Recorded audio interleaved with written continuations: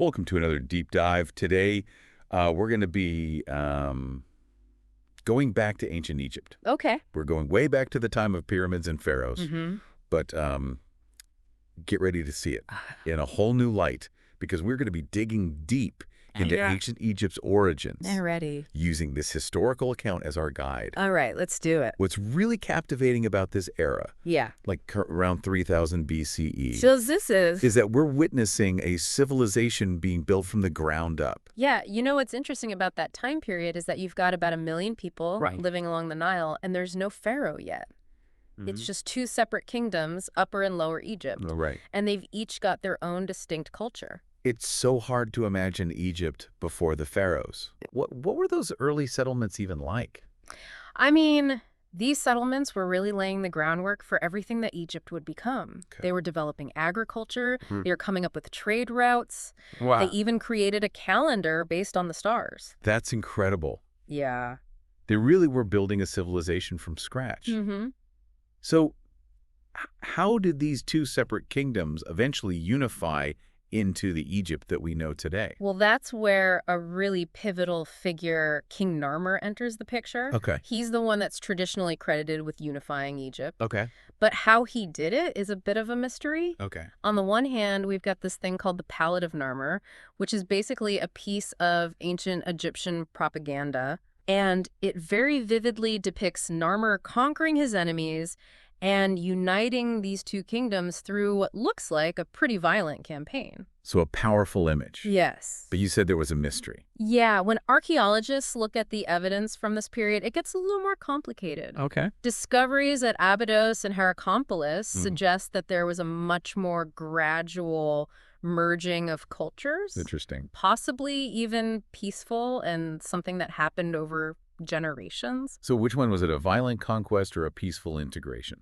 That is the million-dollar question. Yeah. Some historians think that the Palette of Narmer might be more symbolic than literal, Okay. that it's exaggerating the violence to really solidify Narmer's power and make him look strong. Others point to the fact that there isn't really widespread destruction that you might expect to see with a hostile takeover. That makes sense. Yeah, It's like a big puzzle that we're trying to put together. it really That's is. to try to figure out what actually happened. Exactly. And there's another piece of this puzzle that often gets overlooked.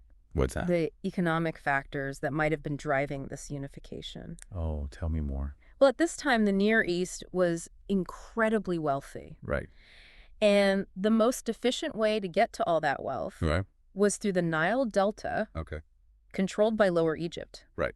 So whether it was through diplomacy or dominance, securing those trade routes would have been a very powerful motivator for unification. That's so interesting how control over resources and trade routes has shaped history time and time again. Oh. So let's talk about what happens after this unification. Okay. Because the historical account mentions that there's this big shift in focus Yeah. in Egypt. What changes? Well, we see this dramatic shift from an emphasis on conquest and unification to a preoccupation with something totally different, the afterlife. Wow.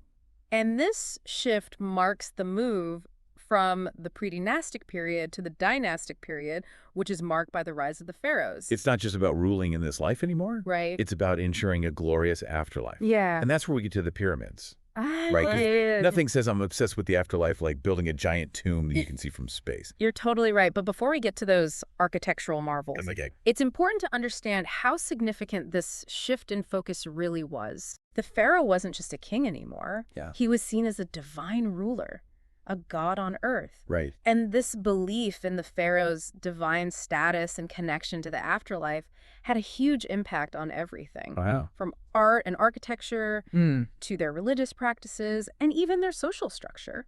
It's amazing how a society's priorities can change so dramatically even back then. Yeah. Speaking of transformations, Yes. the account mentions the Old Kingdom as this period Mm-hmm. where this focus on the afterlife really takes shape. Yeah. Can you tell me more about this era? Yeah. What makes it so important to the story of ancient Egypt? The Old Kingdom, this is where we really see this obsession with the afterlife start to manifest in those incredible monuments, the pyramids. We're Right. talking about 2600 BCE. And it's important to note that Egypt was wealthy, but they weren't quite the superpower that they would become yet. So they were just like starting to flex their architectural muscles. Exactly. Yeah. And no pharaoh embodies this better than Djoser. Okay. His reign is like a turning point. Okay. He commissions the Step Pyramid at Saqqara, Oh, wow. and this really changes everything. Okay. This is not just a tomb anymore. This is a statement. Mm-hmm. This is a statement of power and ingenuity and the pharaoh's divine right to rule even in the afterlife.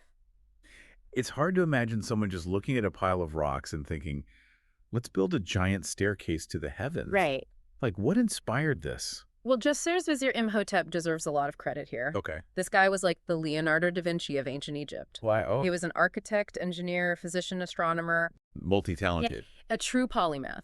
Yeah. And one of the things that made the Step Pyramid possible was his idea to use stone instead of mud brick, Oh, interesting. which was a pretty radical concept at the time. I bet. And that paved the way for even grander structures in the future. Wow. Yeah. Speaking of grander structures, we can't forget about the Giza pyramids, Ah, yes. the most iconic pyramids of all. The Giza pyramids deserve their own deep dive. For sure. But let's think about what they tell us about Old Kingdom Egypt for a second. Okay. I mean, the sheer scale and precision of these things is unbelievable. It's true. Even today. Yeah. Millions of perfectly cut stones, Right. each one weighing tons, Mm-hmm. all assembled without any modern tools. How do they even do that? Right. Like, how do you move those massive stones? What tools did they use? That's something that archaeologists are still fascinated by today. Yeah. We know they used copper tools and ramps and levers and rollers, Okay. and obviously a very organized workforce. They had to have been. But the exact techniques are still kind of a mystery. Wow.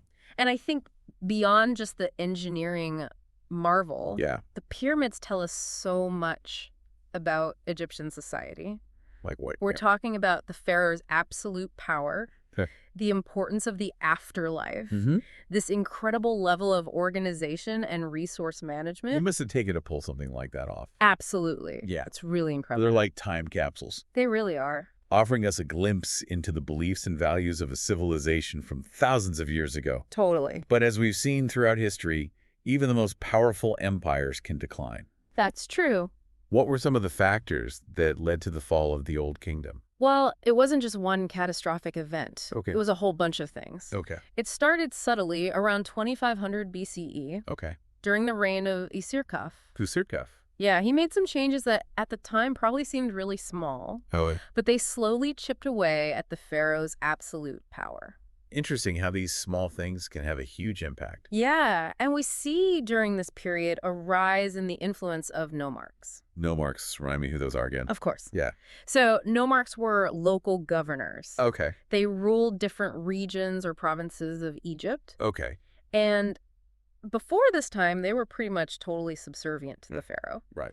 But under Userkaf and the pharaohs that came after him, they started to get more and more autonomy. More power, more control over their resources. So it's like that classic power struggle. Yeah, Centralized authority versus like the regional power. exactly. Yeah. And it wasn't just the nomarchs either. Right. The priesthood was becoming more and more influential too. Right. Remember how important the afterlife was to ancient Egyptians? Yeah. Extremely. The priests were like the gatekeepers to the afterlife. Right. They performed rituals. They interpreted the will of the gods. Mm-hmm. They oversaw the construction of temples and tombs Yeah. that gave them a ton of power and influence. Yeah. So you've got the pharaoh's power shrinking. Right. You've got local governors gaining influence. Mm-hmm. You've got the priesthood becoming more powerful. What delivers the final blow? Well, we can't forget about the economy. All those ambitious building projects, Yeah. religious cults, Mm-hmm. just the general upkeep of a vast empire Yeah. that was incredibly expensive. I can imagine. And when you combine that with a severe drought around 2200 BCE, A drought that's never good, never a good sign. especially when your entire civilization is built around agriculture and a river. Exactly, their lifeline. Right. It didn't rise the way it normally did. Okay. Crops failed. Wow. Famine started to set in. That's scary. And that on top of all the other pressures we talked about, What? it was just too much for the Old Kingdom to withstand. So it really is a combination of those internal and external pressures that really just topple the Old Kingdom. Yeah. So is that the end as ancient Egypt?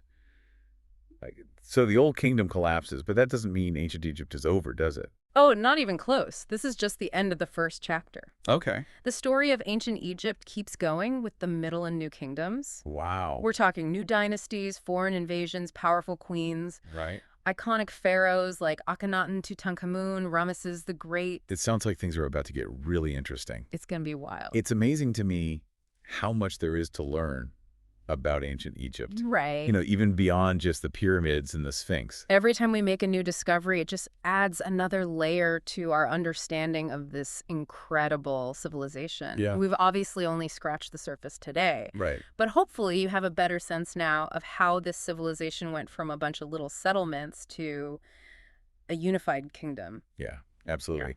And we learned about the unification under King Narmer, the rise of the pharaohs, those incredible pyramids, Right. and even what caused the old kingdom to eventually fall apart. It's a story of innovation, ambition, resilience, and just how these huge forces can really shape a civilization. Totally. And, even though the Old Kingdom did eventually fall, Yeah. that spirit of innovation and that quest for eternal life that was so important to ancient Egyptian culture that just kept going for centuries. It makes you wonder what else is out there. Right. What secrets are still buried waiting for us to find them? That's the beauty of history, isn't it? Yeah. There's always something new to uncover, to learn. Totally. And each new discovery just helps us paint a richer picture of the past Yeah. and how it connects to us today. Well, on that note, I think we've given our listeners plenty to think about today. Yes. Thank you for joining us for this deep dive into the origins of ancient Egypt. Thanks for having me. We'll be back soon with another fascinating look into history. But until then, keep exploring, keep questioning, and keep diving deeper into those mysteries of the past.